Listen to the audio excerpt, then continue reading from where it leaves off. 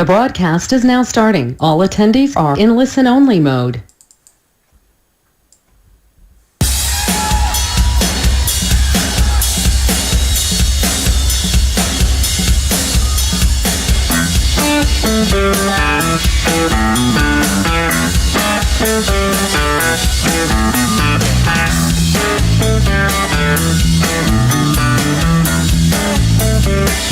Oh, Susie Q. Oh, Susie Q. Oh, Susie Q. Baby, I love you. Susie Q. Like the way you walk, like the way you talk, like the way you walk, like the way you talk. Susie Q.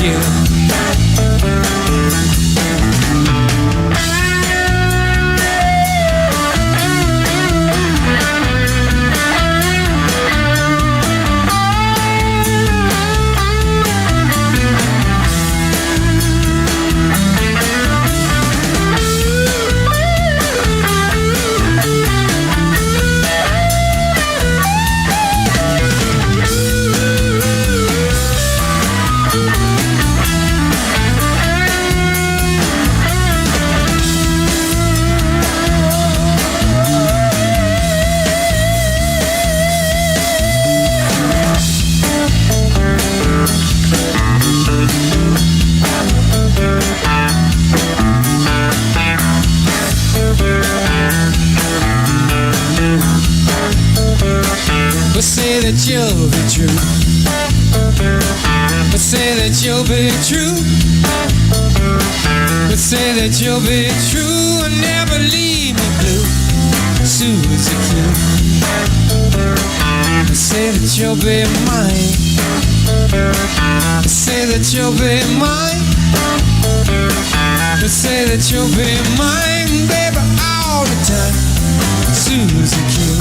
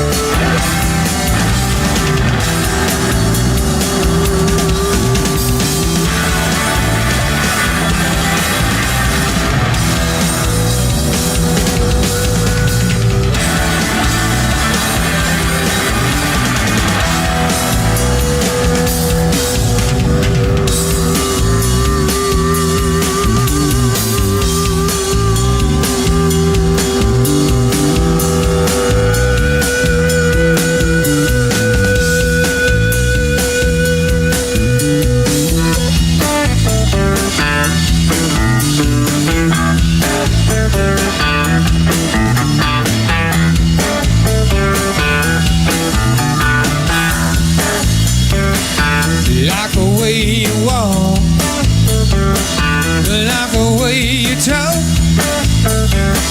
like the way you walk, like the way you talk. Susie Q. Oh, Susie Q. Oh, Susie Q. Oh, Susie Q. Baby, I love you. Susie Q.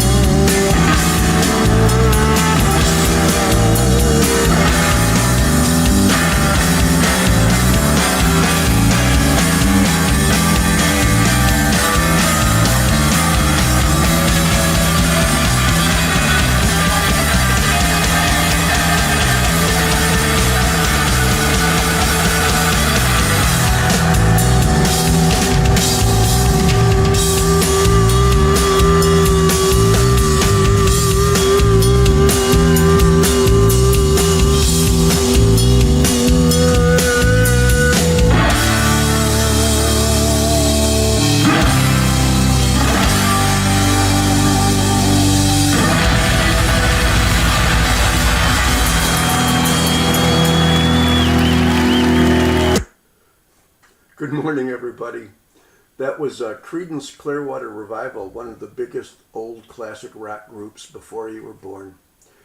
But today is March 15th, 2022, and it's 9 o'clock in the morning here in the Chicago area. But now it's 9 Central Daylight Time rather than Central Standard Time because we pushed our clocks forward this Sunday. And I'm Dr. Minarsek. And we're going to be having our 47th webinar today. After a while, you kind of lose count, but we're going to probably take this baby up to 60 before this course is over. And even though I said it's on skin, technically it's part of a block called SMS, which is skin musculoskeletal, in which we will also include in the next several webinars bone, joints, soft tissues, muscle, nerve. So it's going to be a big one, maybe 4 or 5 webinars. And the thing that probably freaked you out to begin with is when I showed you all of these PowerPoints here. You thought, oh my God, we're going to be here for 10 hours. No, you're not going to be here for 10 hours. This is going to be a very, very graphic webinar. There's going to be a lot of pictures, okay? And there's not going to be that much by way of bullet points or talk. This is a dermatology today. It's strictly skin. We'll call it dermatopathology. A couple things I want to say about it is, when I learned or rotated through dermatology, we didn't have PowerPoints. We didn't have classrooms. We didn't have webinars. We didn't have microscopes, okay, but you're going to have a lot of microscopes today. What we did is we walked into a room and the doctor said to the patient, take off your clothes. And they would take off their clothes and we would see all these little lesions everywhere. And he would say, well, that's guttate psoriasis, So basically walking from room to room and just looking is how we learned it. And that's the way I want to proceed for today. So many of those numerous gazillions of PowerPoints you saw here are going to be nothing but little photographs. Of course, we're going to say something about the disease as well. And we might as well get going now, okay? So how about if we close off this guy, and we could even close off our music box, and let's pop open the PowerPoint now that we're 8 minutes into the show already. And that's a good place to start. A very, very beautiful picture of the skin. I think it might have been taken from my digital microscope here that maybe we'll get a chance to see. And there's going to be a lot of things we're going to talk about today and a lot of things to show. Usually I show you about 40, 50, maybe 60 PowerPoints. Today we're going to go over 100, but please don't panic because they're all going to be nice pictures. So neither one of us will be tired, okay? We're going to start out with just looking at the skin. Starting out at the epidermis, going into the dermis, and reviewing the different layers like the stratum germinativum or basale at the bottom, the stratum corneum without nuclei at the top. Talk about melanocytes, cells that you may never have heard of being in the skin, like Langerhans cells and Merkel cells, and then going deeper into the epidermis, looking at some of the skin appendages, both the eccrine as well as the apocrine, the pilosebaceous apparatus, which is the hair and sebaceous glands connected to it, and also the eccrine glands as well. Then we're going deeper into the dermis, what they call the reticular dermis, and even some diseases we'll mention about in the below the dermis or hypodermis, okay, called the pannus, okay. So how also called the subcutis as well. And then we're going to define some terms here. You can't really understand dermatology or dermatopathology unless we talk about terms. What do you call something that's red but less than 5 millimeters? These are some of the terms we're going to be using. And then we'll go into the microscopic terms. There's only a handful of them. But what do you mean when you say hyperkeratosis? What do you mean when you say acanthosis? What does that mean? What is spongiosis? We're going to talk about those as well. And finally, we're going to get into the topics. Usually when we talk about a system or an organ, we say, well, we're going to talk about degenerative, inflammatory, and then neoplastic diseases. Well, it seems like what we're going to do here is at first talk about the pigmentation disorders and then the neoplasms. And finally, towards the end, we're going to give you a big installation of the so-called dermatoses, okay? Anything that might cause an inflammatory, acute or chronic inflammatory reaction in the skin. And there's only going to be like maybe 5 or 6 classic examples of each one, because I don't plan on opening up, the big book and telling you about, 37,000 different types of nevi. We're going to really zoom it in. But mostly what we're going to do is show you pictures of patients and say, this is this, okay? That's the way it should be, and that's the way it was taught to me. So there you go, there's your skin again. You have your stratum corneum, okay, a keratin layer without nuclei. Then you have a clear zone, so the stratum lucidum. In many places in the skin underneath that, you have granules giving rise to the keratin or the keratohyalin, called the stratum granulosum. Then the majority of the cells underneath that are what they call acanthocytes or prickle cells or stratum spinosum. Finally, at the base, you get what looks like a more columnar type of cells, and they're at the base and they germinate to give rise to all the cells at the top. So that's called the stratum basale or stratum germinativum. And then you have a looser dermis that interdigitates with the basement membrane of the epidermis. That's called the papillary dermis. And then you have deeper down, more firm connective tissue, okay, basically having strength in all directions, called the reticular dermis. Okay, so there we are again. And keep your eyes focused in on that, baby, because I'm going to show you something really quick. Bingo. Here's the labels. Let's do it again. Stratum corneum, stratum lucidum, stratum granulosum, okay, stratum spinosum, which is the majority of the cells. Finally, at the base, the basal cells. And even though the nuclei of the melanocytes is also near or at the base, they send cytoplasmic processes up into the middle epidermis with melanin granules to help shade or protect most of the cells of the epidermis. Papillary dermis, why? Because it looks like little papillary fingers. Deeper dermis, in which you might find some skin appendages, called the reticular dermis. Okay, and there you go. And there it is close up again. And here we have it now showing deeper dermis. And basically you have 2 kinds of skin appendages. The one with the little hair shaft that you see right here are your hair follicles. These sebaceous glands connect to the hair follicles. You can't secrete sebaceous material unless it's through a hair follicle. So that's why they call it the pilosebaceous apparatus. And in addition, the most common type of sweat gland, which is right here, are these little tiny holes, acini, called the eccrine sweat glands. Okay, and the eccrine sweat glands are the most common, where you have the thickest skin. Okay, but then you have also another set of glands which secrete by apocrine force, called the apocrine sweat glands, and those are basically present in your axillae and groin area. And they are the ones that actually secrete parts of cells by virtue of secreting its apex.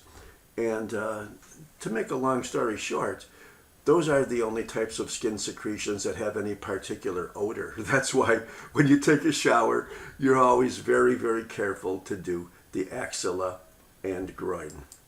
Okay, let's get into some of the terms now. I hope you've heard of some of these before, but it's very important that you know the difference between them, okay? A patch is a big macule. A nodule is a big papule, and that's something that's more than 5 millimeters. A plaque is a thickening, okay? A vesicle is a little bag of fluid. A bulla is a bigger vesicle. A blister is a generic word generally for either a vesicle or a blura. A pustule is a blister that has pus inside of it. A wheal is something you might call a hive or a welt that you see in acute allergic reactions. A scale is something that looks like a scale on a fish. Okay, lichenification is a process secondary to abrasion and rubbing and scratching. Excoriation is basically also a destructive process. And finally, we can't ignore the part of the skin that everybody ignores, the nails. Onycholysis. Basically, that means separation or lysing the nail from the nail bed. Okay, a macule is a circumscribed lesion, usually different color from the rest of the skin, but it's flat. You can't palpate it, you can only see it. And it's less than 5 millimeters. A patch is a macule that's bigger than 5 millimeters. A papule is something you can palpate, but it's less than 5 millimeters, and it looks like a little dome or flat type of palpable small lesion. If it's bigger than 5 millimeters, it's called a nodule. A plaque is also elevated and it's generally flat, okay? And it could also be caused by papules that coalesce. So a plaque is kind of like a flat nodule. A vesicle is something that's filled with fluid within the epidermis, but it's less than 5 millimeters. A bulla is a big vesicle. It's the same thing, but it's only more than 5 millimeters, okay? It's important to know that 1, 2, 3, 4, 6 of these things we defined already are really 3 things that change their name if they get bigger than 5 millimeters. A blister is a generic word. Dermatologists use it, but mostly people do. And it could either be a vesicle or a bulla. It doesn't matter what the size is. Pustule is a blister filled with pus, not water. A wheal is something you see with acute allergic reaction. It's generally red. It can usually blanch when you press on it. It means that there's some dermal edema and dilated blood vessels, okay? A scale is exactly what you would see if you looked at the scale of a fish. They're like little plaques, okay? And they basically do not have perfect keratinization, or what they call cornification, okay? Lichenification is basically a process. It's not a thing, okay? And it's rough skin, usually the result of rubbing or scratching, okay? Excoriation is like a scratch, okay? And onycholysis is separation of the nail plate from the bed. These are the few terms you must use, because when you see a patient and you examine them, which is easy to do, whether you're using your naked eye or a magnifying glass, you have to measure things and use the right word. And on the basis of how you describe and use those correct words will usually tell you almost instantly what the actual disease is. Here's some macroscopic terms now. There's not as many, but you should know what they are. Hyperkeratosis, perikeratosis, hypergranulosis, acanthosis, and this is what they are, folks. Hyperkeratosis is strictly thickening of the stratum corneum, the superficial layer that doesn't have nuclei. Perikeratosis is when the superficial layer still has nuclei, okay? In hypergranulosis, you have thickening of the stratum granulosum, okay? And acanthosis is generally an increase in the prickle cells or the stratum spinosum, and it's generally synonymous with the term hyperplasia, because most of the cells in the epidermis are prickle cells, stratum spinosum, and if they're increased, you can call that acanthosis. Papillomatosis is also hyperplasia, which drags up with it parts of the dermis as well. Remember when we saw this in the GI system, whenever there's a hyperplastic process, the increased number of cells has to increase the surface area. So it drags up a little bit of the underlying connective tissue. Dyskeratosis is exactly the same thing as dysplasia of the squamous epidermis. Acantholysis is loss of the little connections between the stratum spinosum prickle cells, okay? That's basically, you know that the cells are connected by intercellular bridges of tonal fibrils or desmosomes or hemidesmosomes, whatever you want to call them. But when you lose those little connections between the cells, often it's because of an immune problem attacking the desmosomes. That's called acantholysis. Spongiosis is intercellular edema, not edema or swelling of the cells themselves, but swelling of the space between the cells. On the other hand, like any cell that becomes damaged, you can also have swelling or ballooning of the actual keratinocytes, okay? And they're calling keratinocytes as any cell technically within the epidermis. Exocytosis is the infiltration of the epidermis by inflammatory cells. Erosion is like we saw in the stomach. It's a thinning of the epithelial lining, but doesn't go deep. It doesn't go into the dermis. It's limited to the epidermis. However, if it does go into the epidermis, you could call it an ulcer, okay? A vacuole is strictly what you would expect it to be. It's little vacuoles adjacent to cells, and very often they're found in the basement membrane zone area. Now, lentiginous is not a term, it's strictly an adjective. What it means is anything that refers to melanocytes, okay? So you might hear the term lentigo or lentigo maligna or lentiginous melanocytic hyperplasia. It's strictly in adjectives, usually and almost always, as a matter of fact, referring to some situation of the actual melanocytes. So here's how we usually talk about diseases within a system or an organ or a chapter or a topic. But guess what?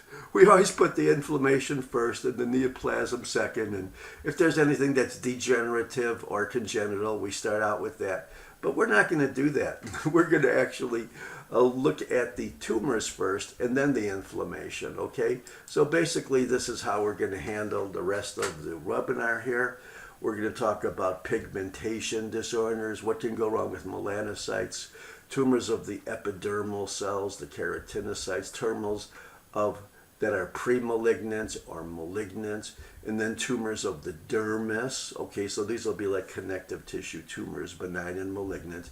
Tumors of cells that normally don't populate the area, but they come in anyway to form tumors, you know, like histiocytosis or lymphomas, for example.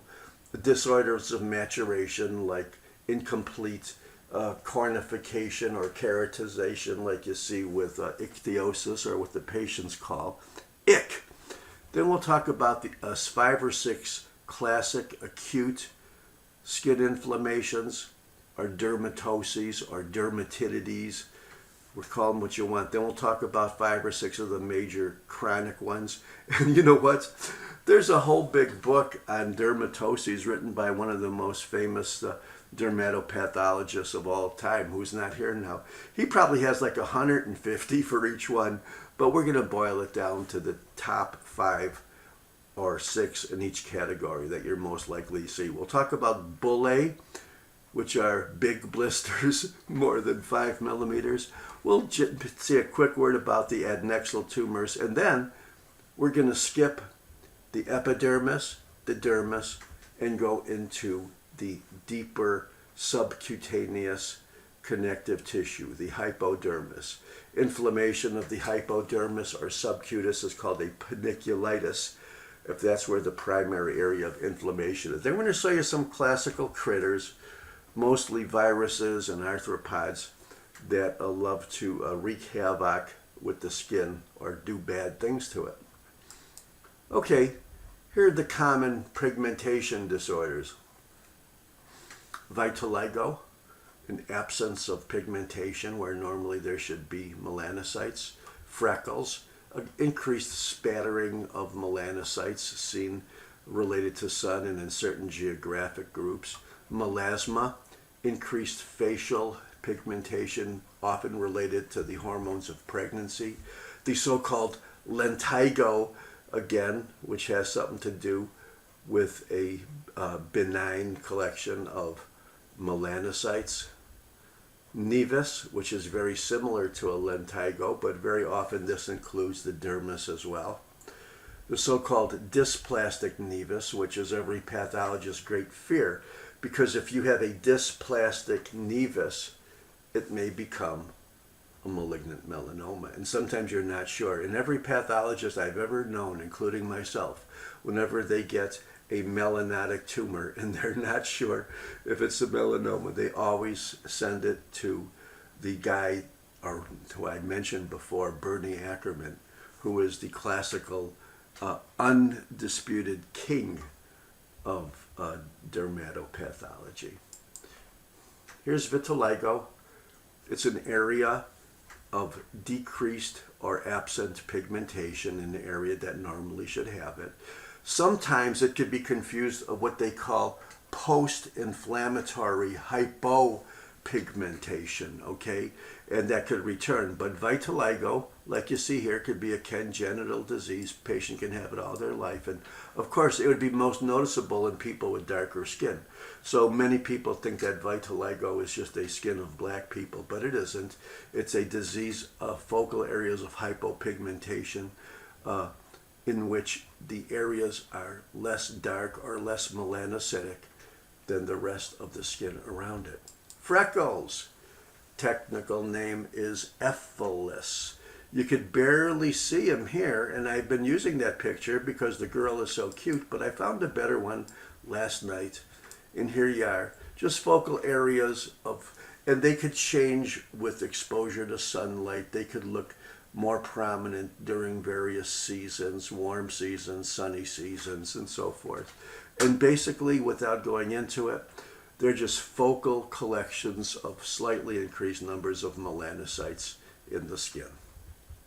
That's pretty obvious, isn't it? I hope it is. Here's a woman that's pregnant, and she looks like she has a nice little bat on her face and on her upper lip. That's the area of increased hyperpigmentation, increased melanocytes, and she happens to be pregnant. And this disease or this condition called melasma may very well clear up after she's not pregnant anymore. And so, as you could guess, that it's probably related to, estrogens, because it's a very most often seen in pregnant women. Melasma. Okay. Now, here's something that we just called lentigo. We talked about increased or decreased areas of melanocytes. But here is a specific lesion. Okay. It's flat. You can't palpate this. You can only see it, okay? And it is fairly well defined. And it's darker, most likely why any skin is darker, because there's increased numbers of melanocytes. Okay, this is called a simple lentigo. It's not a freckle. It's not a melasma.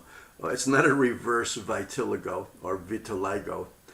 It's strictly an increased growth, usually benign, of melanocytes. However, there is a type of lentigo called lentigo maligna, and that's usually considered a beginning or superficial form of malignant melanoma. How do you tell the difference? You send it to the dermatopathologist. That's how you tell the difference. I've given up on this because remember, if you're wrong, if you call this a benign lentigo, and this patient comes back a couple years later with metastatic melanoma all over the place, you're not going to sleep for the rest of your life, okay? And it happens to just about everybody. And it's happened to me. And you always must seek consultation on any pigmented lesion that's not slam dunk easy. Please, please, please believe that. It's one of the most important things I'm going to tell you.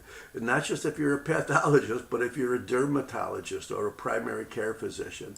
There's a lentigo, okay, and you can see there are the rete pegs, and there's the papillary dermis between the rete pegs, and you can see there's an increased number of melanocytes. Okay, normally you wouldn't have like one right after another, right after another. Normally in a white person you would only have an occasional melanocytes. And look, and even though they're basically at the stratum basalis, they send cytoplasmic processes all the way into even the upper portions of the epidermis for the melanin to block ultraviolet radiation to the rest of the cells, which you know is cancer causing. Okay, let's talk about the most common thing that everybody has, including you. I guarantee you all have some of these. They're called nevi. A nevi can be defined as a benign and usually palpable, now not like a lentigo, area of increased melanocytes. Could you call it a benign tumor of melanocytes? Yes, that's exactly what you could call it. And if you open up the textbooks, nevi, you're probably going to see about 30 adjectives that precede the word nevi, but they all basically boil down to three things. One is a junctional nevus, in which the increased melanocytes are at the dermal epidermal junction. One's called an intradermal nevus, in which the melanocytes are in the dermis and not so much at the junction. And then there's something called a compound, where it's at both areas. So that's the way I think for a second-year medical student you should think of nevi, no matter what a crazy adjective might precede them in the textbooks. You got one of those? Okay, it's a little pigmented. Nevi are usually pigmented. They don't have to be very pigmented though. They could be almost the same color as the skin. And you can see it's palpable and it's well defined. And that is your nevus. And I guarantee you, when you go home and you ask your girlfriend or boyfriend or mother or father or kids or whatever to look at you, you're probably going to count, an average person probably has a bunch of these. I happen to have about 10. I don't know, maybe that's a little more than average, but everybody probably has a nevus somewhere, perhaps even in places you don't know about. Microscopically, you can see the epidermis looks normal. You can see some blood vessels in the dermis, but what you mostly see in the dermis are both pigmented cells and non-pigmented cells. These are all nevus cells. Now, I know what you're thinking. You're thinking, well, how could this be a melanocyte if there's no melanin in it? Remember, you don't have to have dark pigment inside of a melanocyte. You could just have the melanin precursors, which are not pigmented. Classical intradermal nevus. It's not at the junction. It's only in the dermis. Here's another. Looks like a flat lesion now. Could you call this a lentigo? Maybe. I don't know. It's pretty well defined.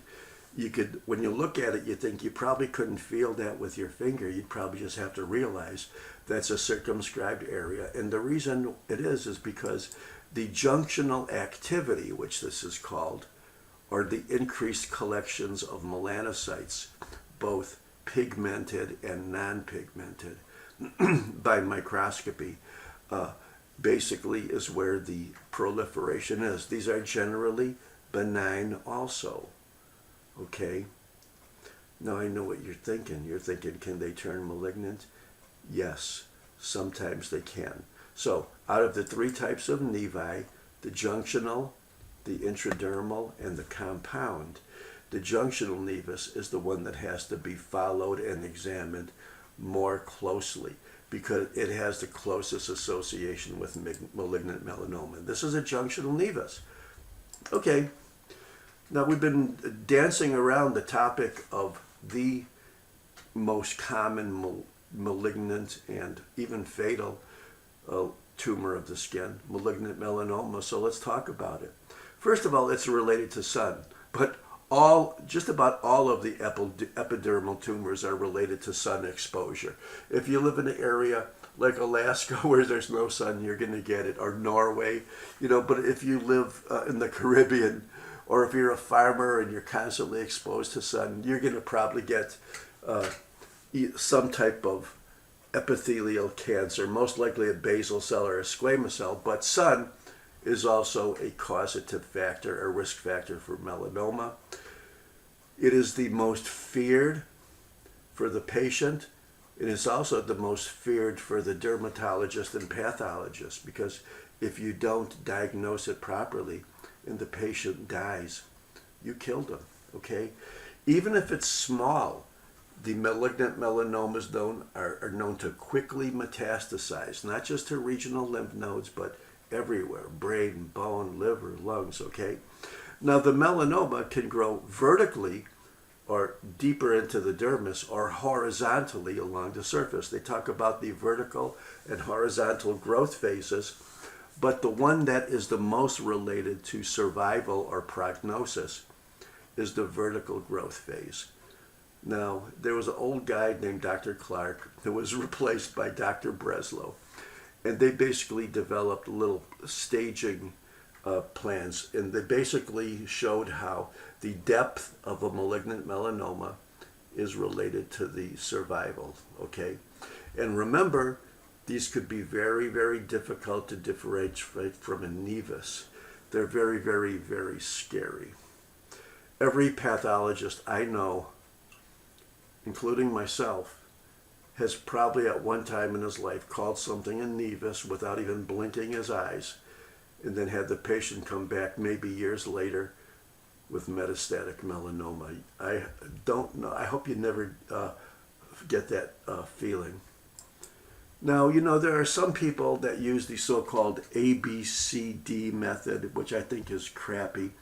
But here is a way to basically tell, when you look at a pigmented lesion, whether it's a nevus or whether it's a melanoma.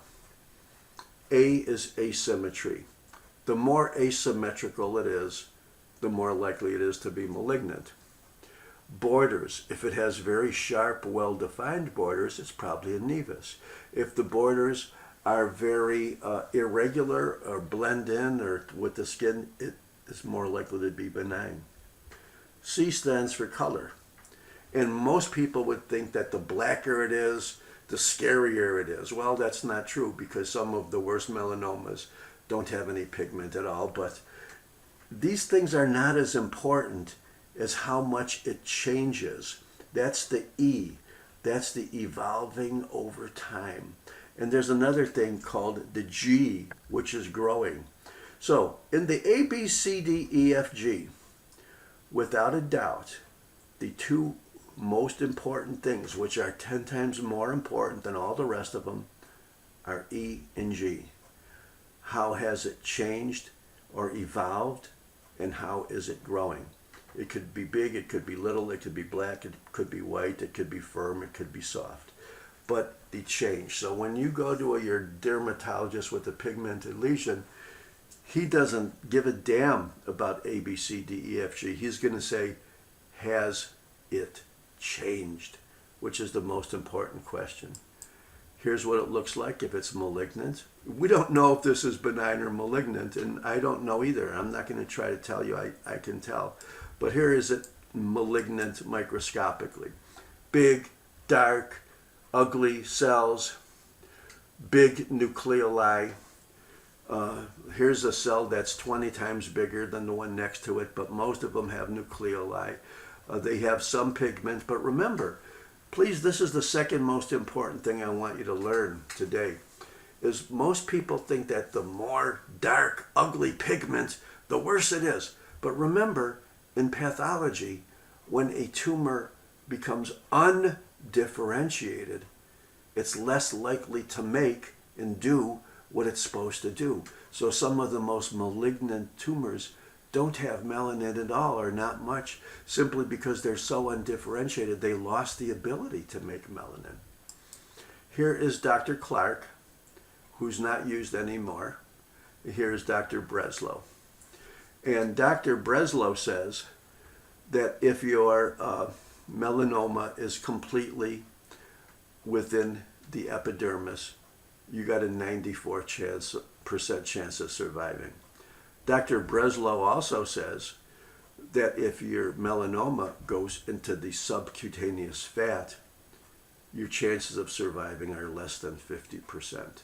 So that's what they did. And Dr. Clark says, well, let's call it epidermal, papillary dermis, reticular dermis.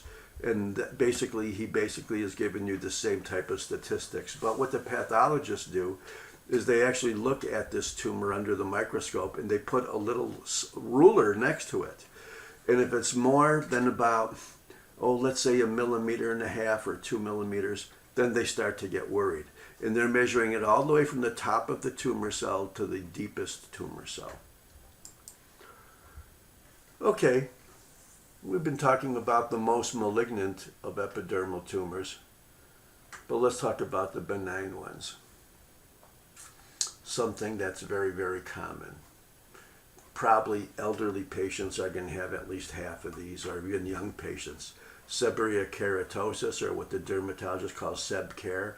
Acanthosis nigricans, related to many things, of which diabetes is the most important.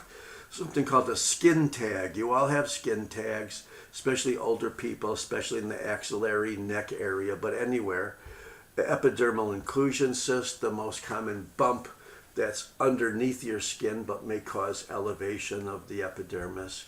And then we have a wide variety of tumors of the actual adnexa, the hair, the sebaceous glands, the sweat glands eccrine, the sweat glands apocrine. Most of them are benign. And then we have a kind of a scary thing called a keratoacanthoma, and it may resemble and look like squamous cell carcinoma. In fact, in some of the newer classifications, the KAs are regarded as a very low grade or pre-squamous cell carcinoma. Does your grandfather have one of those? That's seborrheic keratosis. It's a little pigmented. It's flaky. It's pretty well defined. I'll tell you, I have a couple. Okay, here's one that's even more pigmented, but don't think that every pigmented nodule or tumor on the skin is a melanoma. This is a seb-ker. It's a tumor of the keratinocytes, and it just happens to have some melanocytes mixed in with them. And here it is. The key diagnostic feature is that not only is this epidermis thick, but it has these little whorled, what they call horn cysts, HORNCYSTS, inside the epidermis, and that is the diagnostic feature of seborrheic keratosis, benign, although sometimes, rarely, it may develop dysplastic changes and go into squamous cell carcinoma. Here is something called acanthosis nigricans, and I think it's very, very well named because the acanthosis means that there's hyperplasia of the keratinocytes or acanthocytes or stratum spinosum to the point where it even raises up the dermis a little bit. It's a hyperplastic lesion, and it's basically in the neck and the axilla, and it's a little bit pigmented. So that's the nigricans part, and here is the acanthosis part underneath here. And very often it's in creases, and the space between these little linear areas of acanthosis nigricans are normal skin color. Here, I think I even have another one over here. Yeah, you see, another classical. They're associated with a lot of things. They're benign, but the one thing that they're associated with probably the most is diabetes. What is this? It's something you probably all have or have had, even if you're younger. It's called the FEP, or a fibroepithelial polyp. But most people call it, even dermatologists, skin tags. And what it is, it's just a little extra polypoid projection of skin with a little connective tissue in the middle. I'm going to show you a picture of it here. Here is the nice epidermis.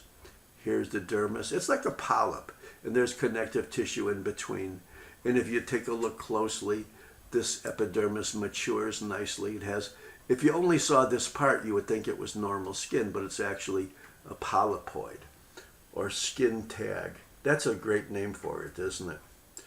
Here's something which technically the epidermis looks like it's normal, but it looks like there's something underneath it that's causing it to bump up. This is the most common, or maybe second most common thing to cause a little bump on your skin. This is a epidermal inclusion cyst. There's a lot of old-fashioned names for them, but epidermal inclusion cyst is the most common. Why is it bumped up? Because it's like the skin has actually grown inside in a little dermis. So now rather than the epidermis facing the outside world, it grows inward and faces the connective tissue of the dermis. And what is all this junk inside? Well, it's keratin. Here's a stratum corneum that's infolded in itself. Could it become secondarily infected and become a pustule? Yeah, it could. Could it smell if it becomes big? Yeah, it can. This is the world's most classical epidermal inclusion cyst microscopically. And there it is grossly. Notice the overlying epidermis is normal. Adnexal tumors. There's a whole bunch of them, okay? They're basically, mostly, I'll say 95% benign. But could you have an increased growth in your hair follicles? Yes. That's part of the adnexa. Part of the pilosebaceous apparatus or hair follicle are the sebaceous glands. Could you have a sebaceous adenoma? Yes. Could you have benign tumors of the sweat glands? Both the eccrine sweat glands, which are everywhere, especially in thick skin, or the apocrine glands, which are basically in your axilla and groin. Yes. I could probably spend about 6 hours sorting these out for you. There's a million of them.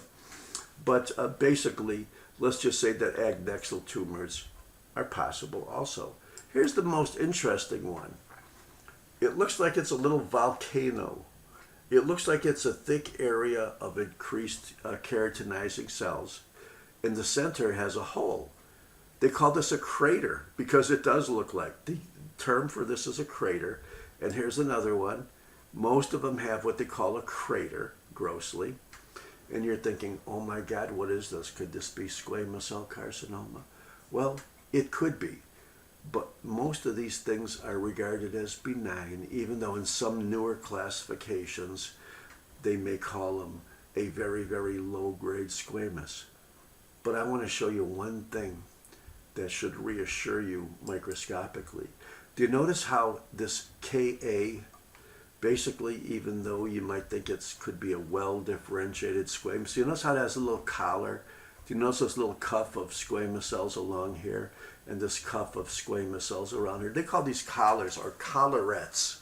And basically, a acanthoma has a defining or limiting collarette, and a squamous cell carcinoma doesn't. That's why it's called carcinoma, because it's not limited, okay?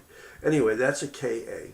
And classically, the Kas have always been called the most confusing things with squamous cell carcinomas. What about the tumors that are either downright malignant or premalignant? Well, we saw seborrhea keratosis, which is not usually regarded as premalignant, but solar, or what they call actinic, both of these are related to sun exposure, keratosis, are regarded as the common precursor to squamous cell carcinoma. Okay, sometimes there are other factors that are associated with squamous cell carcinomas, and they may have the classical features like we saw in the esophagus, in the lung, in the, any place that has a squamous lining, in the anus, okay? They basically all look the same. They could look a lot like normal squamous cells with pearls and bridges, or they could look not at all like squamous cells. They could look very undifferentiated. But by far, the most common malignancy of skin, especially in sun-exposed areas, is a basal cell carcinoma. Now, do you remember the stratum basalis? That's the basal cell. That's the most mitotically active portion of the skin. Wouldn't it be logical that the most mitotically cell-dividing portion of the epidermis, the basal cells, would be the most likely to be subjective to carcinogens, of which sun, of course, is the biggest one? Yes.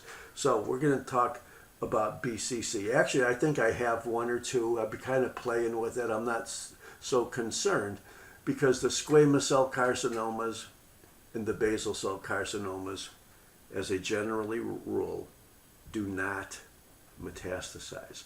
However, there's a very rare one, which you probably never heard of, called a Merkel cell carcinoma. And Merkel cells are little neuroendocrine cells in the basal layer, and they basically have vague connections with the nerves. And although these are very, very, very rare, they're also very, very, very lethal. They're more lethal than malignant melanomas even. But thank God, you hardly ever see them. But being a neuroendocrine type of cell as an origin, it might look exactly like a small cell carcinoma, and it behaves like a small cell carcinoma also. General comments: what types of common skin tumors the sun related to or cause? All of them. Basal cell, squamous cell, malignant melanoma. Now, in squamous cell, however, there are other factors like CHAW, okay, like betel nut, HPV, if you remember. It could be familial. Arsenic is a carcinogen as well. Okay, the good news is the two most common ones by far, which is over 95% of all skin malignancies, squamous cell and basal cell, they generally do not metastasize. They may invade locally, they may go through the cartilage of your ear, but they don't metastasize. But the rarest one of all is also the most malignant, even more malignant than malignant melanoma. That's the Merkel cell. It's also called a trabecular tumor. It's also called a neuroendocrine tumor. And my friend Cyril Toker, from the University of Maryland, is the man who actually studied this the most, and he used to come over to one of my hospitals in Maryland and talk to us about it. But that's another story. This is actinic keratosis. You could probably call it a keratosis because it's generally flaky and thickened. You might think maybe this is seb-care, but it doesn't have those little horn cysts. What it does have are just growths of squamous cells, and usually a little bit of dysplasia or dyskeratosis, simply because it is the general precursor to squamous cell carcinoma. It doesn't have to go into it, but when you get a squamous cell carcinoma on a sun-exposed area of your skin, chances are it has been preceded, possibly even for many, many years, by AK, or actinic keratosis. Here's a lesion similar to what we saw. Maybe you could tell it's a tumor. You could tell it's a little thickened. You don't know they're squamous cells yet, but let's say that you and I had a little contest about whether this is a AK or actinic keratosis versus a squamous cell carcinoma. Well, anybody's opinion is worth listening to, but there's no real way you could tell. Basically, the best thing to do, especially if it's changed or doesn't go away or ulcerates, is maybe have it cut out.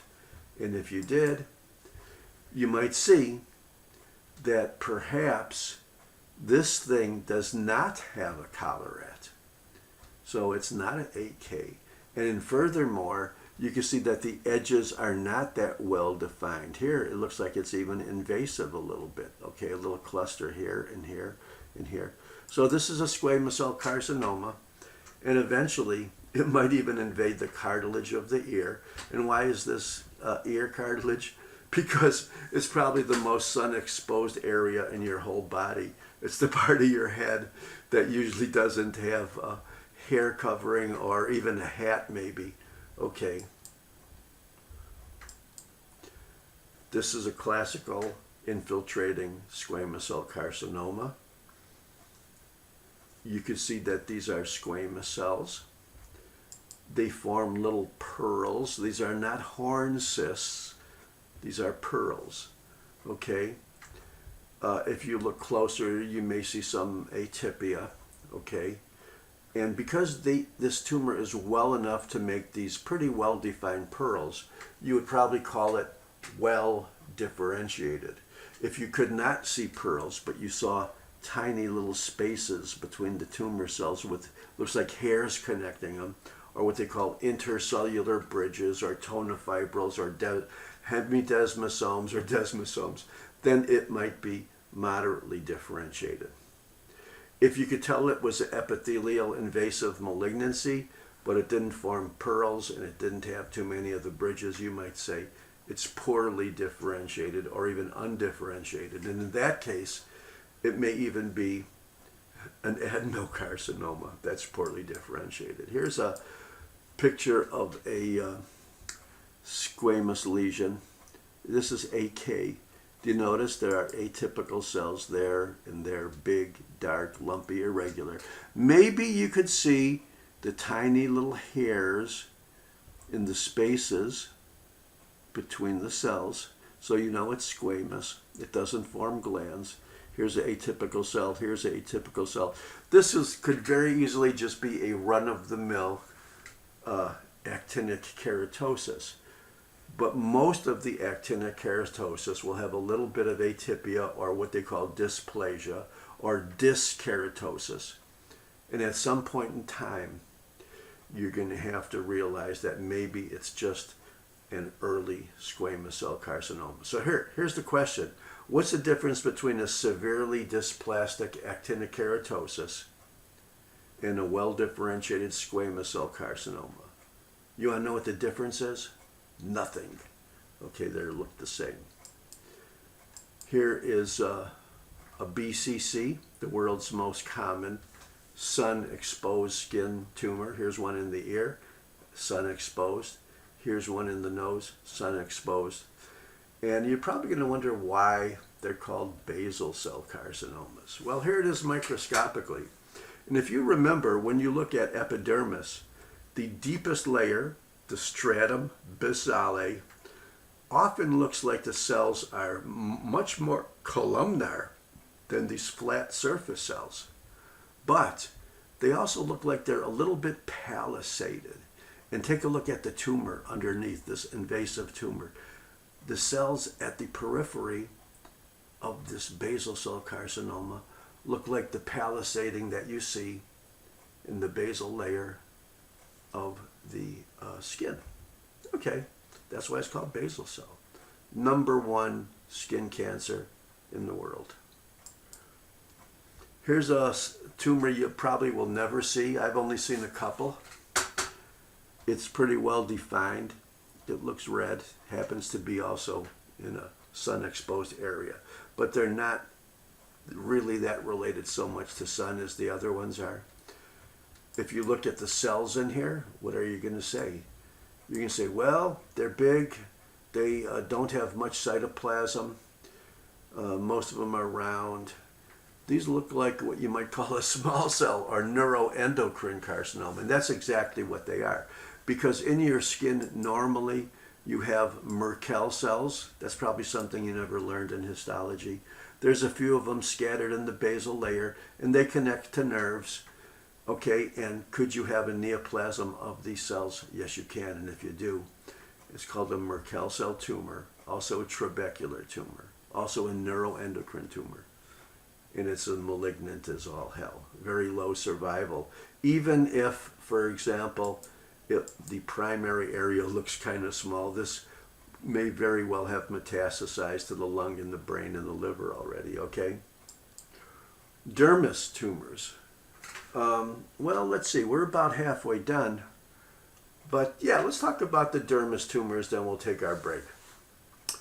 Well, the dermis has connective tissue. The connective tissue has fibroblasts. So you think a benign tumor of the dermal fibroblast would just be called a fibroma, or a dermal fibroma, or a dermatofibroma. And that is still the commonest name for the commonest type of dermis tumor. Now, they found with immunohistochemical studies that these are not just regular old fibroblasts, but they have a lot of markers that the macrophages also have.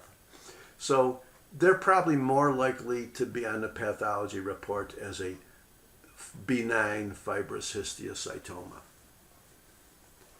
And if they're malignant and probably larger, they may be called a malignant fibrous histiocytoma.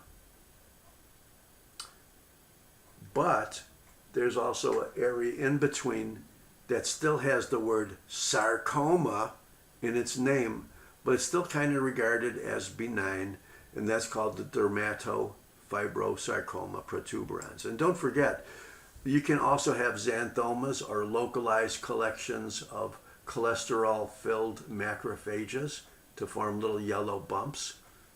And there's probably a whole big classification of vascular tumors. Some of them look clearly like blood vessels, and when you press on them, they turn white for a few seconds. And some of them may be so malignant and undifferentiated that they don't even look like they have endothelial linings anymore, in which case you have to do a special stain. That's another story. Here's a bump.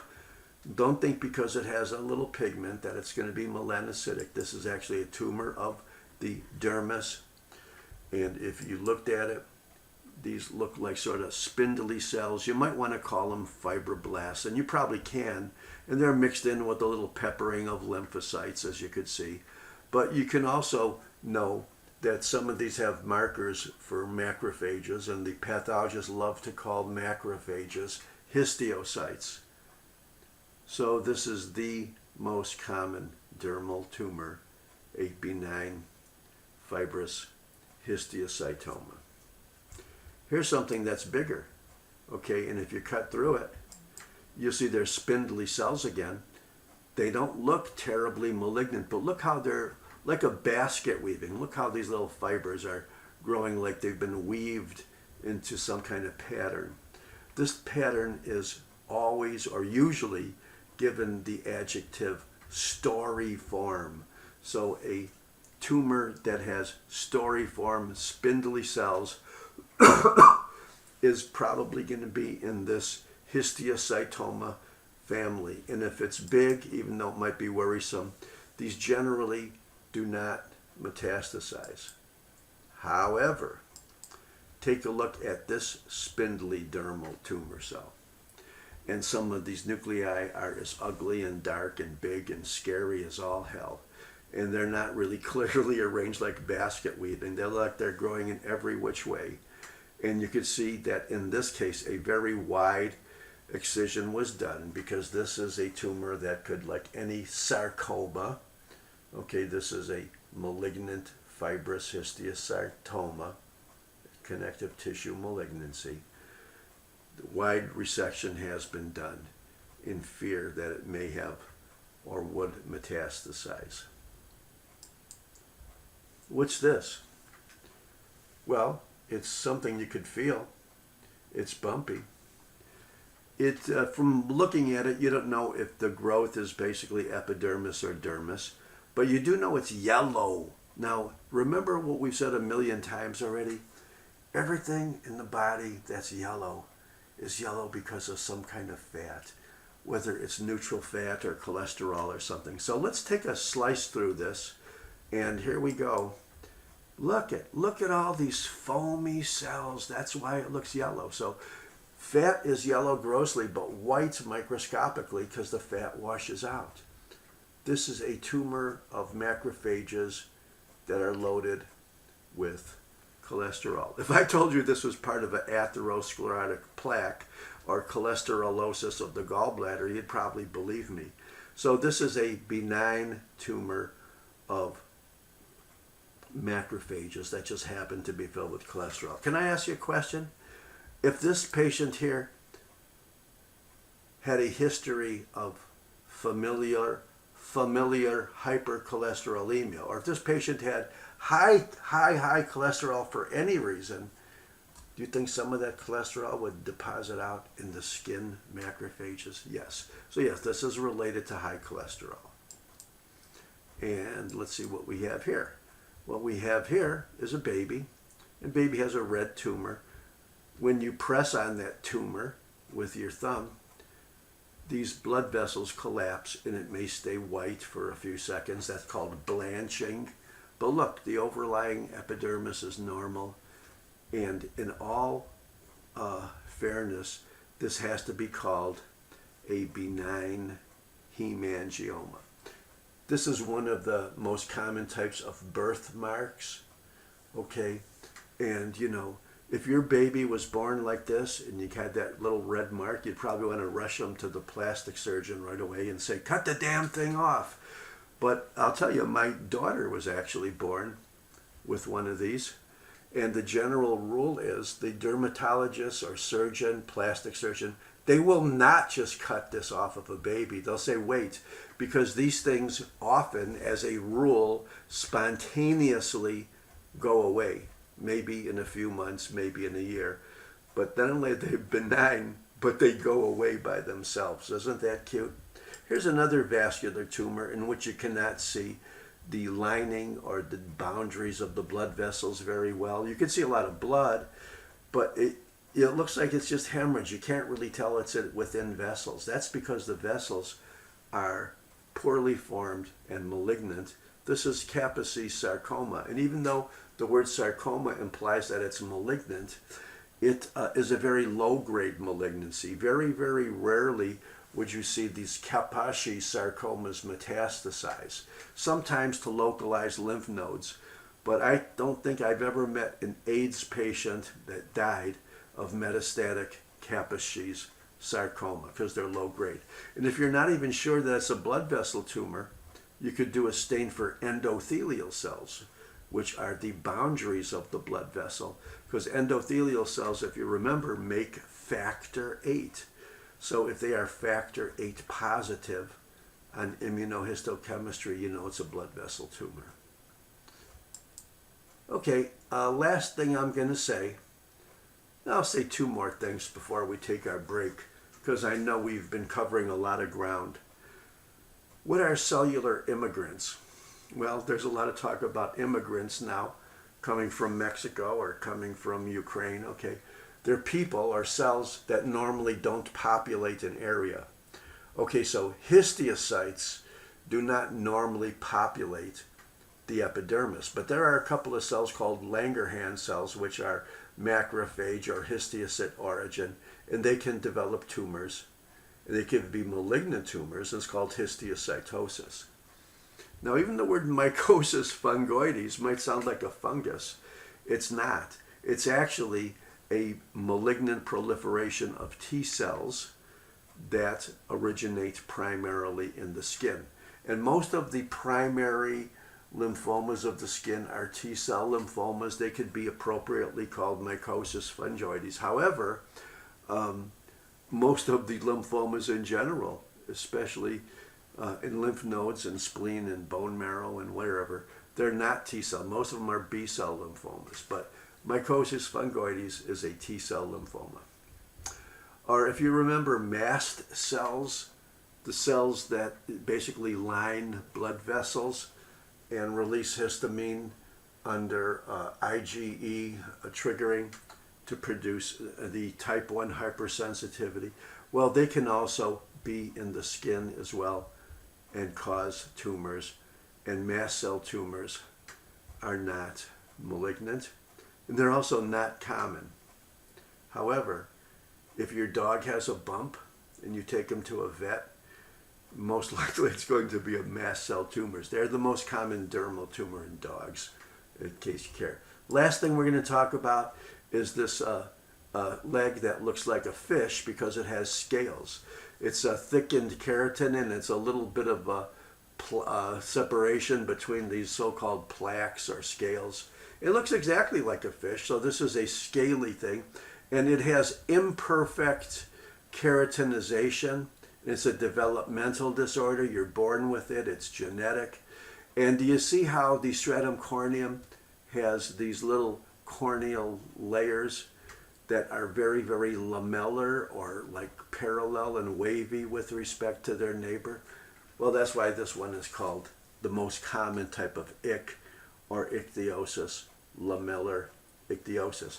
Guess what, folks? We're all done with a half or more than half of today, and we're still going at a fast rate. So let's take our 10-minute music break, and we'll talk about the dermatoses. Now that we've talked about the tumors, let's talk about the inflammations, the common inflammations of the skin, both acute and chronic. So we'll see you in about 10 minutes, if I could crank up these next 3 songs.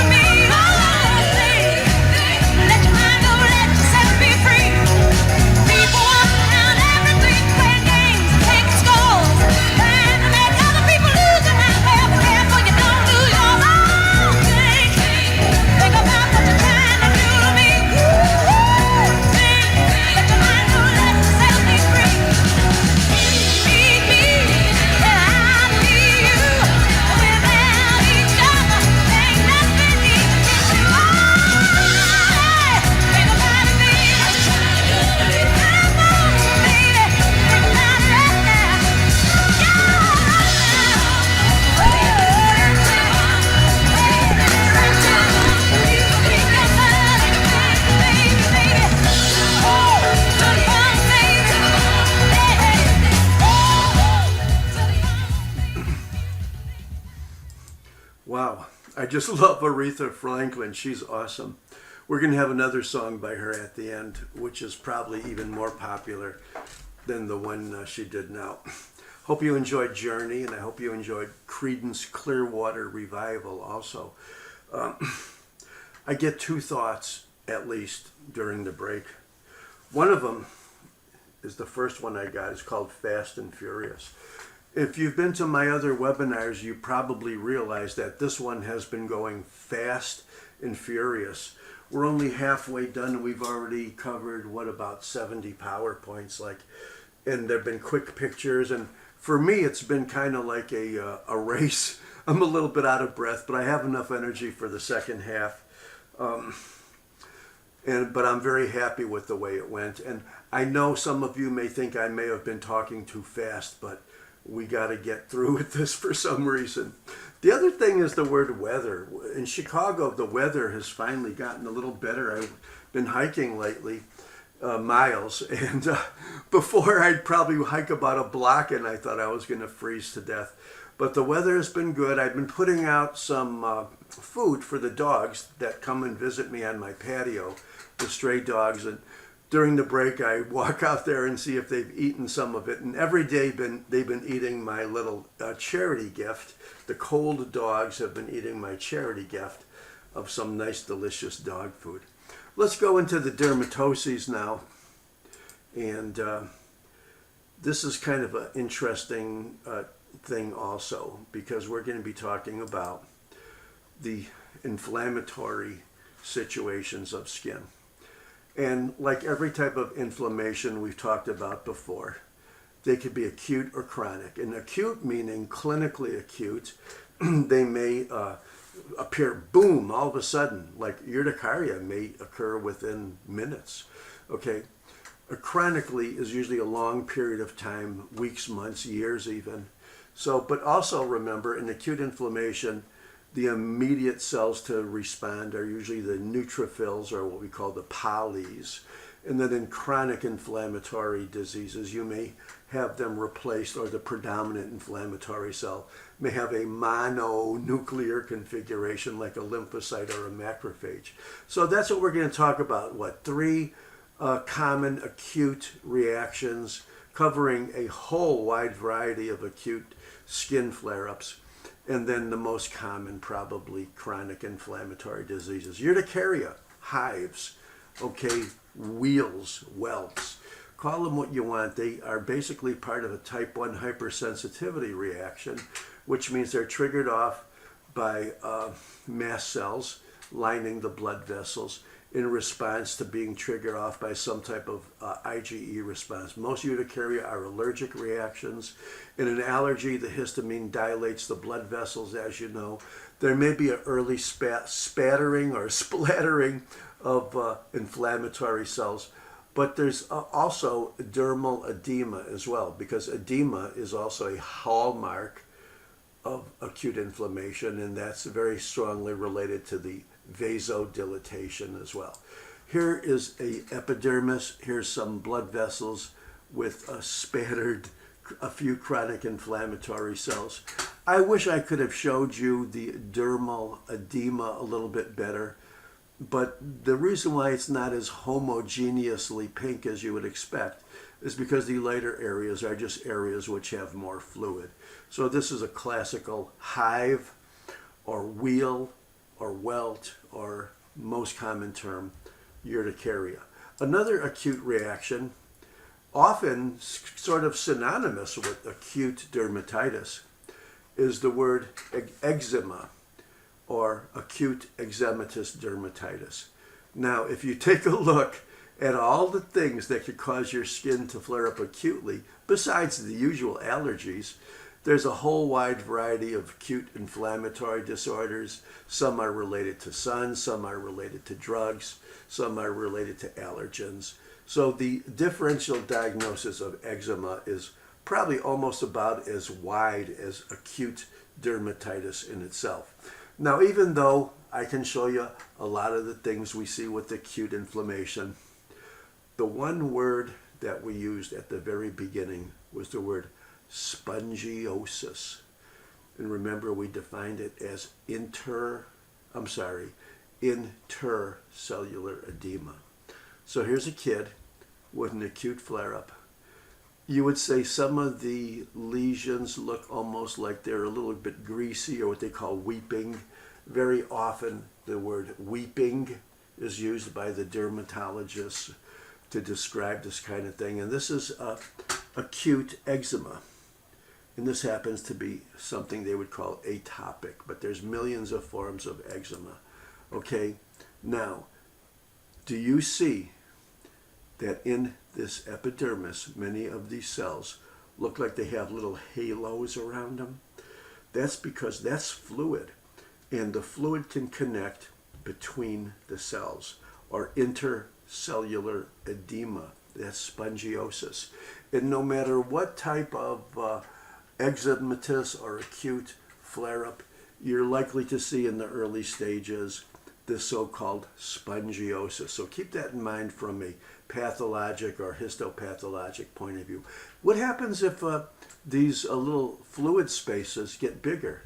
Well, they could not only have more fluid, become a blister or a vesicle or a bullae, but they could also be secondarily infected.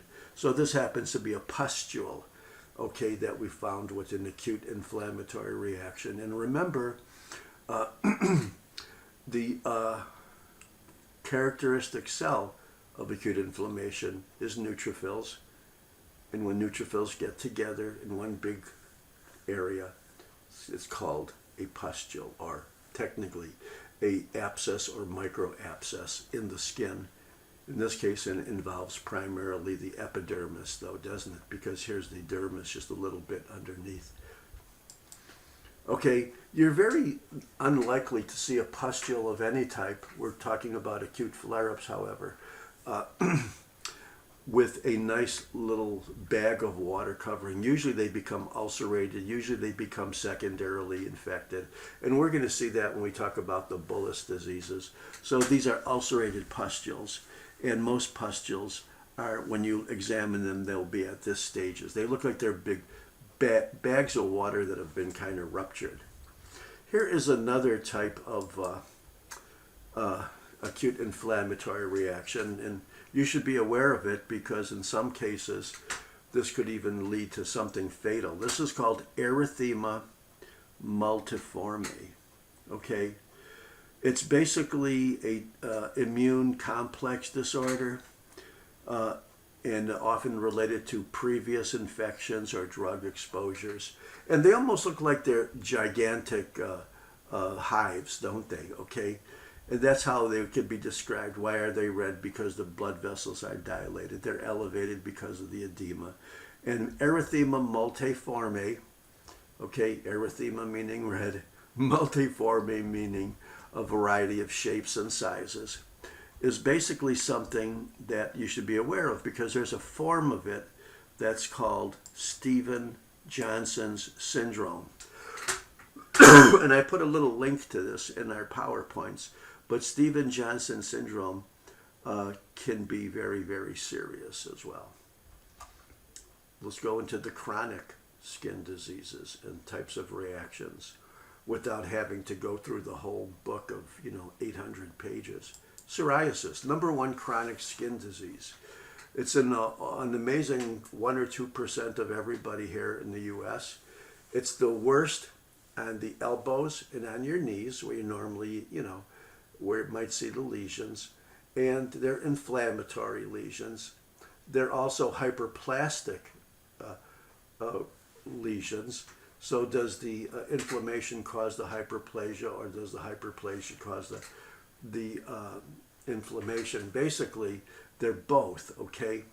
And whenever you have a hyperplastic process of the epidermis, it's going to draw up the rete pegs to increase the surface area to compensate for the increased number of cells, which is hyperplasia.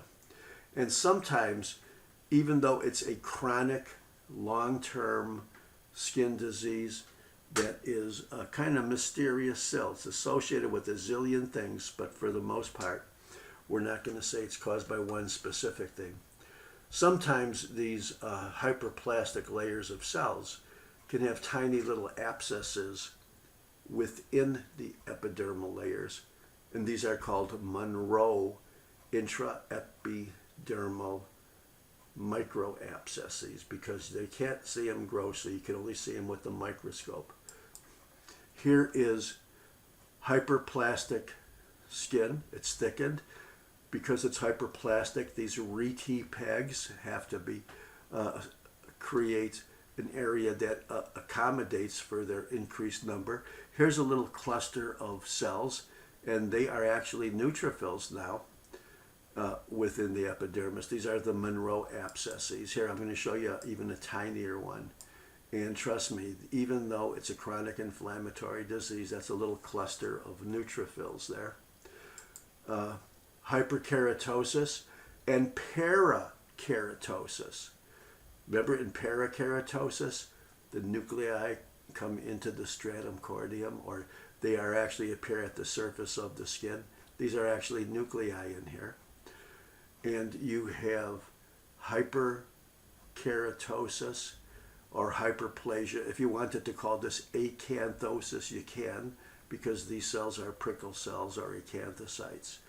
And make a long story short, the characteristic features of psoriasis, of which there are many, many different types, is parakeratosis, nuclei at the top, hyperplasia, thickening of the entire thing. Because of the hyperplasia, you have increased surface area compensation with the RT pegs, and maybe these little micro abscesses within the epidermis. Seborrheic dermatitis. It's an inflammatory disease. It has an amazing association with AIDS. It's in over half of HIV patients, but by itself, it doesn't not mean the patient has AIDS, okay? And by the word seborrheic, you would think it probably might involve the sebaceous glands.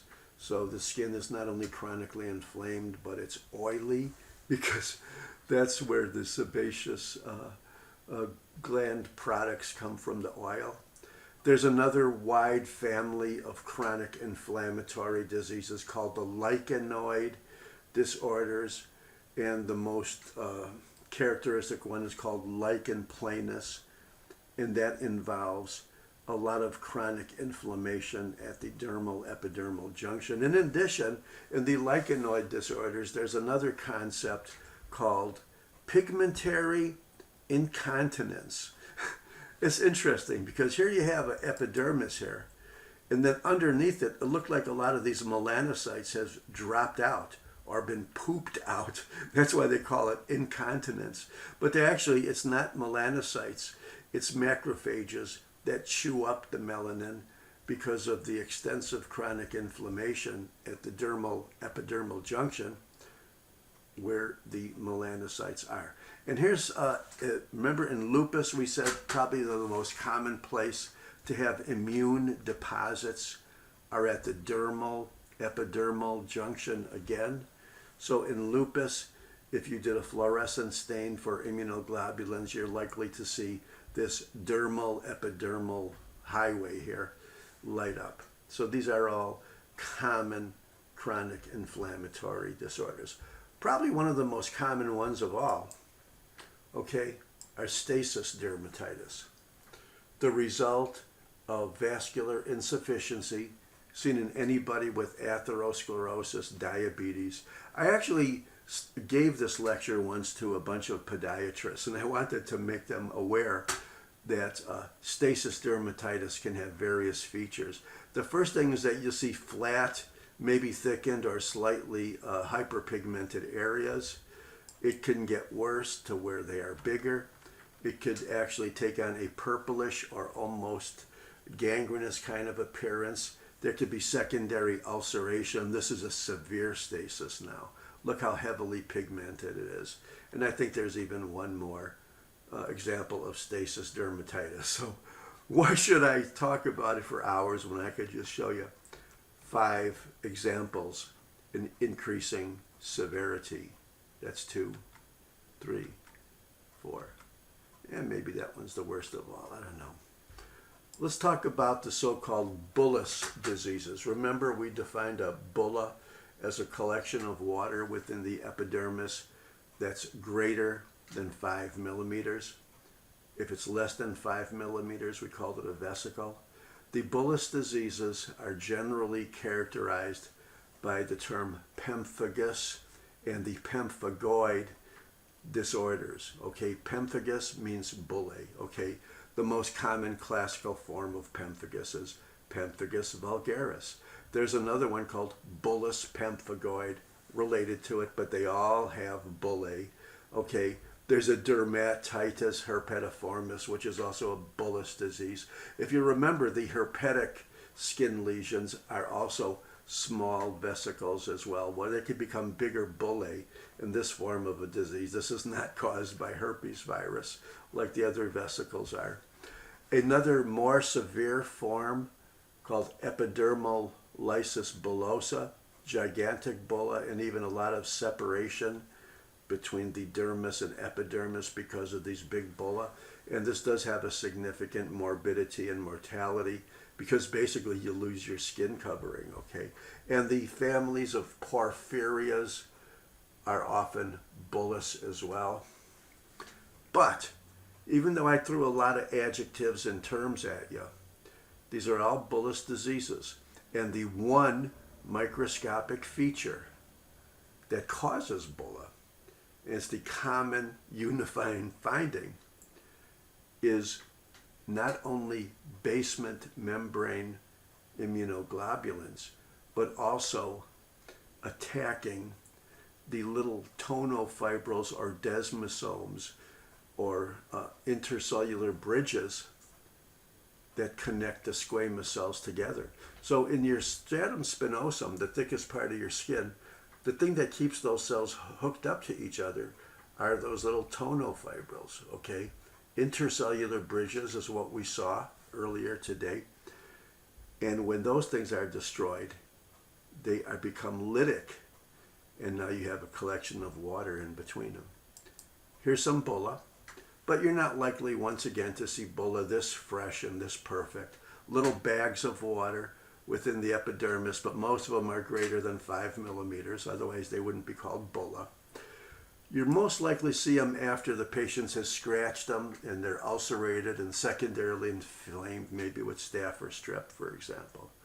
And furthermore, if you take a look, not only could there be separation because of these things attacking the fibers at the dermal epidermal junction, but you could actually see that within the stratum spinosum or keratinocytes themselves, there's separation of one cell from the other because the fibers between them are being destroyed, and very often they're being destroyed by autoantibodies. So many forms of pemphigus are basically what we would call an autoimmune disease.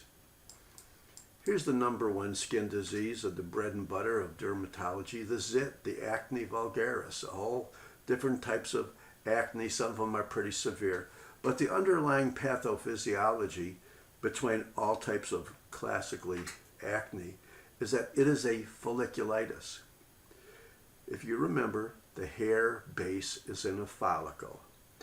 The sebaceous glands open up into the follicle. If the sebaceous glands are blocked, okay, for any reason, usually secondary to inflammation, the sebaceous material then gets broken down by bacteria. And the most common bacteria to break down the blocked sebaceous material is Propionibacterium acnes. Well, that's good that it's named acnes. And once this is broken down, okay, these free fatty acids act as irritants and make the inflammation even worse. So, is basically all types of acne a folliculitis? I would say yes. Here's a classical zit. Maybe you had it when you were around. Maybe you still have it.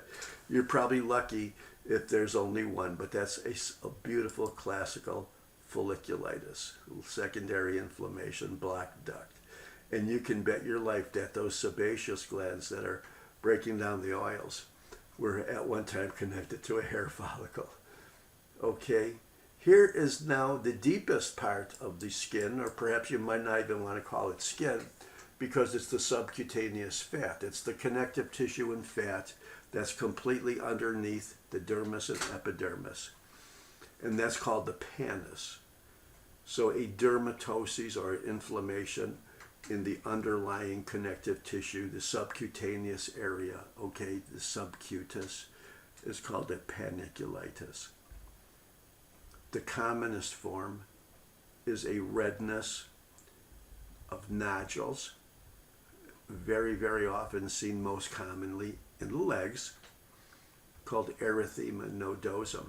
And what does that mean? Red nodules. And usually it's legs. And that's secondary to a lot of things. And I actually wrote down the list. I don't know if you could see this, but it's associated with TB, mycoplasma, coccidio, sarcoid, Crohn's disease. Now, all the things I just railed off, if you kind of remembered, most of them are granulomatous diseases, aren't they? So would it be fair to say that a very large, perhaps even majority of the erythema nodosum, red nodules on the legs, could be in patients that already have some type of granulomatous disease? Yeah, that would be a fair statement. Somebody comes in like this, you're going to start culturing out for TB and fungi, and maybe looking at the lungs for granulomas and whatnot. Another form of panniculitis is called erythema induratum.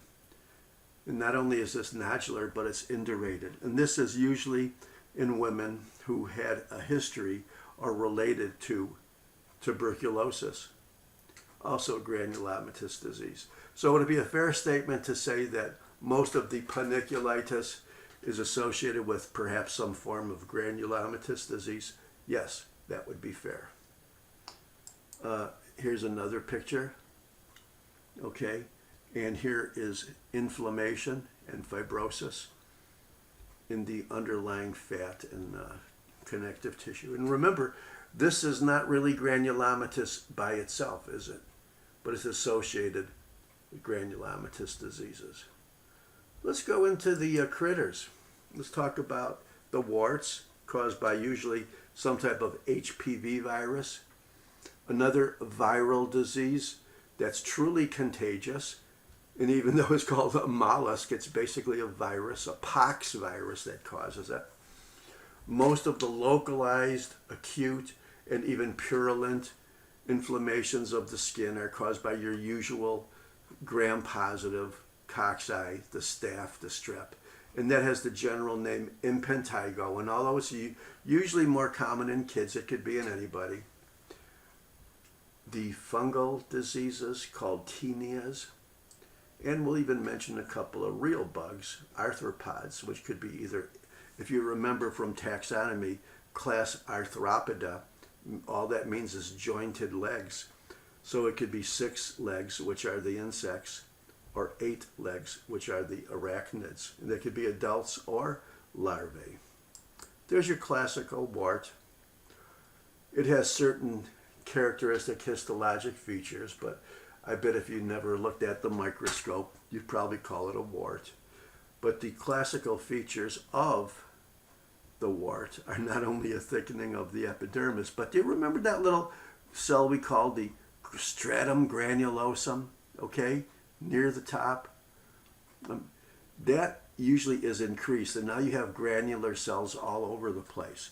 So when you hear the term hypergranulosis, 9 times out of 10 in a skin tumor, you're talking about something that's not only a wart, but related to the number one tumor, a virus that causes warts and other benign and malignant squamous proliferations called HPV.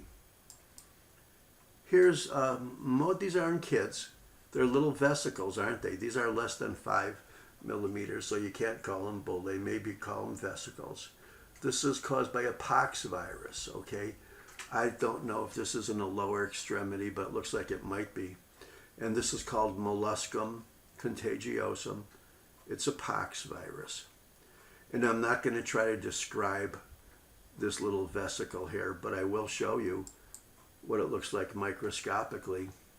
And there's nothing else I've ever seen in my life that looks like this. Towards the center, you have these little red discs, and they become a little bit more purple as you go out towards the periphery, and they become blue like a stratum of germinativum or bacillus. So that's molluscum contagiosum. Impetigo, generally synonymous, I hope I'm not offending anybody by saying a purulent, gram-positive bacterial skin and maybe even deeper infection. Could this go into a cellulitis, which is inflammation of the underlying soft tissues, of course. Excuse me. And almost at the end, we got the fungi, the superficial fungi, also called dermatophytes. They are also generally called taenias. Taenia is not a genus or a species name. It means a superficial dermatophytic fungal skin infections. It could be of the head. It could be of the beard region, barbae. It could be of the body or corporus. It could be of the it could be of the crotch area, so-called jock itch.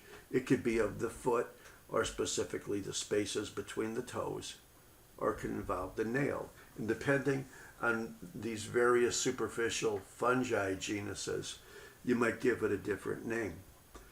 You might call it Taenia barbae if it involves the beard area.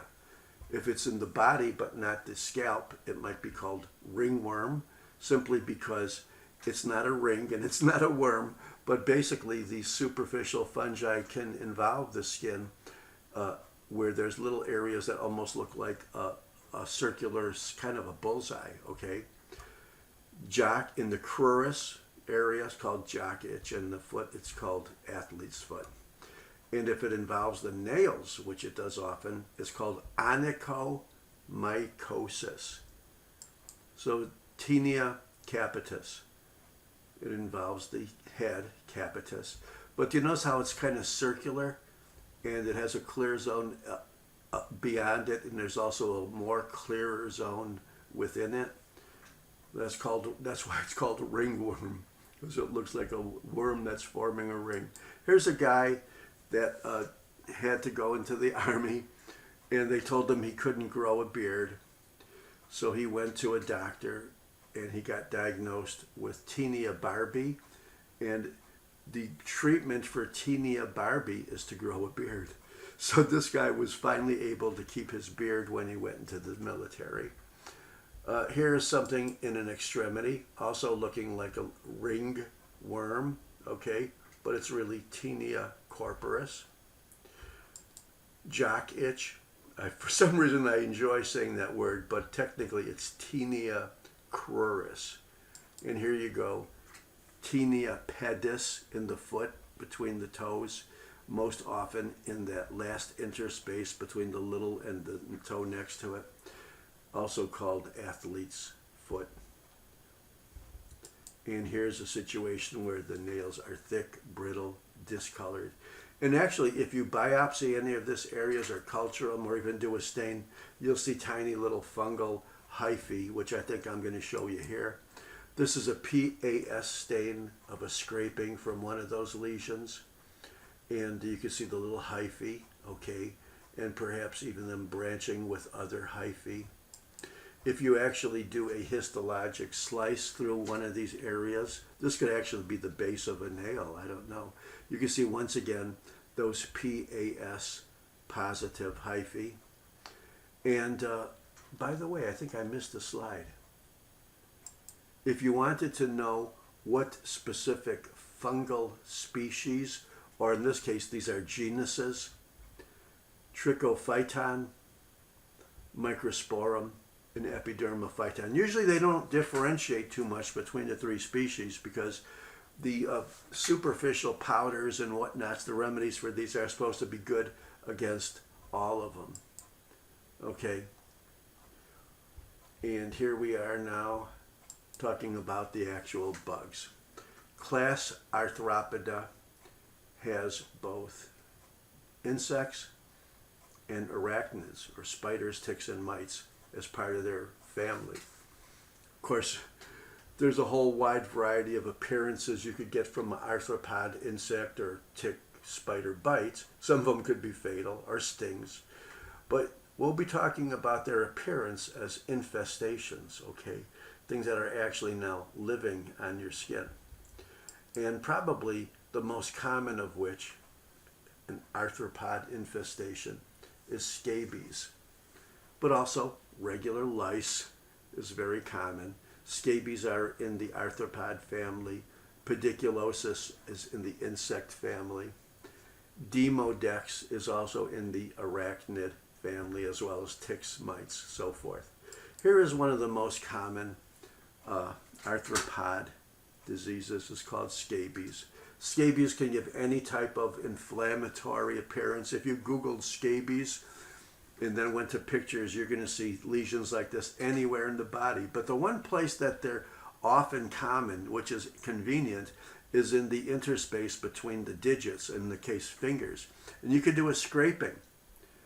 And if you wind up seeing under a microscope this kind of little circular creature, but it basically has 8 legs, you're basically looking at diagnostic scabies. Okay, infestation of people that don't have good hygiene, or homeless people, don't wash, don't change their clothes much, and so forth. Here's lice, often breaking out in schools. These are the insects. Notice these are 6 legs, but they have a big abdomen.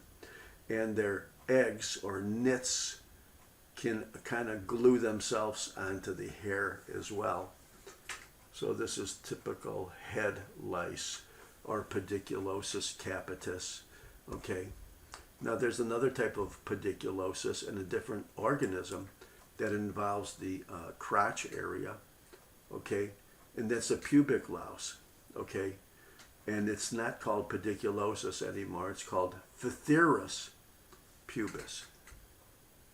And I think you don't have to have much imagination, besides realizing that this is 6 legs, but it also looks like a little crab. So the common street name for pubic louse or Phtherus pubis are the crabs. Here are some hair follicles. And oops, there's something coming out of a hair follicle that's not a hair. Here's a hair.